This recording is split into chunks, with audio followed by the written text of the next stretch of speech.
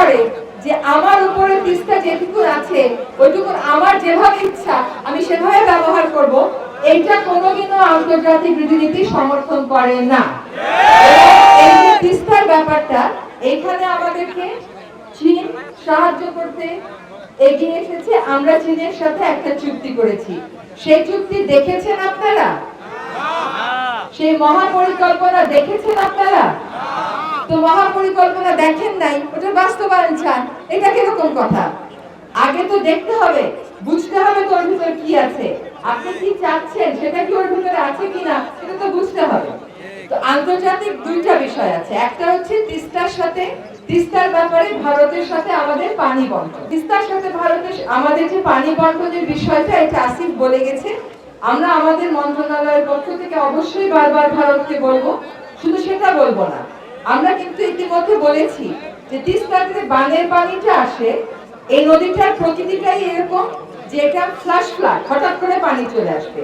কিন্তু আমাদেরকে যদি সময় মতন জানানো হয় তাহলে তো আমরা ক্ষয়ক্ষতিটা কমাতে পারি। একদিকে হচ্ছে আমরা চুক্তি, আরেকদিকে হচ্ছে আমাদেরকে জানি সময় মতন জানানো হয়। গেট খুলে দেওয়ার আগে অন্তত কয়েক ঘন্টা সময় পেলেও তো আমরা অনেক মানুষকে সরাই নিতে পারি, গরু ছাগলগুলো সরাতে পারি। এইটা আমাদেরকে না জানানোর, তো না বলতে পারার তো কোনো কারণ নাই। তাহলে আর আমাদের কেমন ভালো বন্ধু, কেমন ভালো প্রতিবেশী, এটা তো বন্ধুত্বের পরিচয় হবে কাজ দিয়ে। কারণ এইটা আমাদের একটা দাবি থাকতে হবে, এই দাবিটা আপনারা এখনো কেউ তোলেন নাই। দ্বিতীয় হচ্ছে চুক্তির বিষয়ে আমরা অবশ্যই কথা বলবো। ধরেন যদি কোনো একটা দেশ, আপনারা যারা এখানে আছেন, আপনারা কিন্তু বাংলাদেশ সরকারের দায়িত্ব, আপনারা অন্তর্বর্তীকালীন সরকার বলেন, পরে নির্বাচিত সরকার বলেন, আপনাদের দায়িত্ব নিতে হবে বাংলাদেশ সরকারকে। যদি আন্তর্জাতিক পরিমণ্ডলে আমাদের দেরি হয়, দেশীয় পর্যায়ে আমরা কি করতে পারি এটা আমাদেরকে চিন্তা করতে হবে। এবার চায়নার ব্যাপারটা বলি আপনাদেরকে, বুঝে নেন।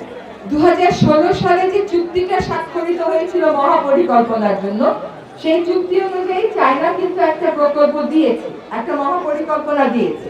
ওইটা যখন আবার সরকারকে পাঠানো হয়, চায়না সরকারকে, তারা দেখলো যেভাবে প্রস্তাবনা করা হয়েছে এইভাবে প্রস্তাবনাটা টেকসই হবে না।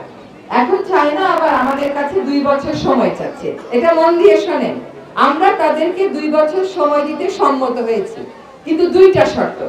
আমি এই 2টা শর্ত যোগ করে দিয়েছি।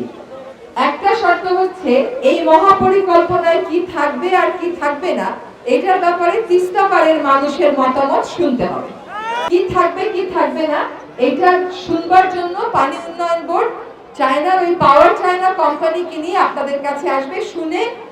দ্বিতীয় কথাটা হচ্ছে আমার পরিকল্পনাটা 2025 ডিসেম্বরের মধ্যে চূড়ান্ত করতে হবে।